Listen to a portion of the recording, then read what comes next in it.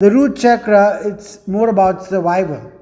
It's extremely necessary to have a strong root chakra so that you're physically strong, you're physically balanced, things like that. And your Swadhisthana chakra, your second chakra, is your sexual energy.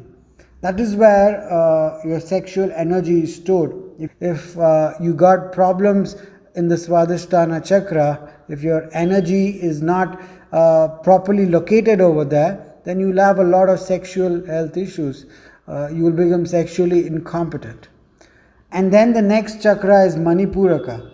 That is the powerhouse. They call it as a powerhouse. It's the chakra of passion, it's the chakra of fire. If your energies are placed in that chakra, you will be full of fire. You will be a very passionate person and a strong willed person. And if it moves ahead, it's called the Hanata. Now this is a very important chakra, to be honest, because this is exactly in the middle, and if you look at all the chakras, they're just a single triangle.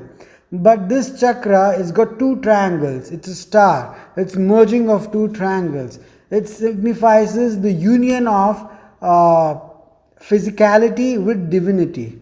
Now, it's only when you're in the heart chakra, your life energies open up to the universe. It opens up to the possibility of going beyond your body and mind.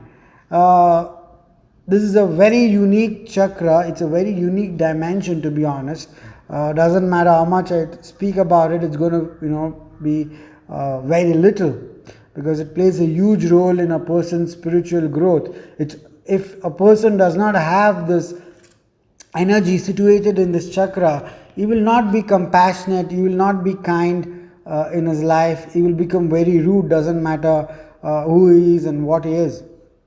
So it's only when your energies, at least certain amount of energy is located in the heart chakra, you become receptive to the divinity. And now the throat chakra, coming to Vishuddhi.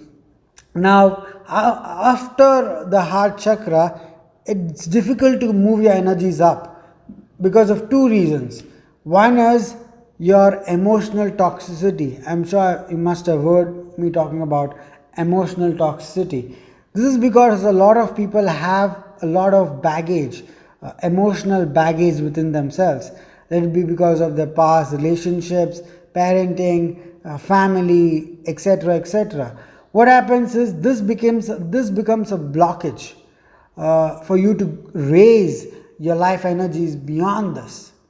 And the second reason why it won't go beyond the heart chakra is, to go beyond that, it needs a lot of strength. It needs a lot of kundalini energy. That's unfortunately why a lot of people, even doing 3 hours, 4 hours yoga every day, their life energies won't move up. It just gets stuck, or it's just floating around in between. Because a lot of people have reached the heart chakra. The heart chakra is Hanata, and they don't go beyond that. And the throat chakra is like more of occult, tantra, all these things. To get there, you need to do a lot of work. And the third eye, or the Agna, when your life energies hit there, you're self-realized. You're in a stage of samadhi. You have a clear perception. You know what is true and what is illusion. That's of a great competence, to be honest. And crown, the Sahasra, is when you are in tune with the universe, absolutely one with the universe. That's when you're enlightened.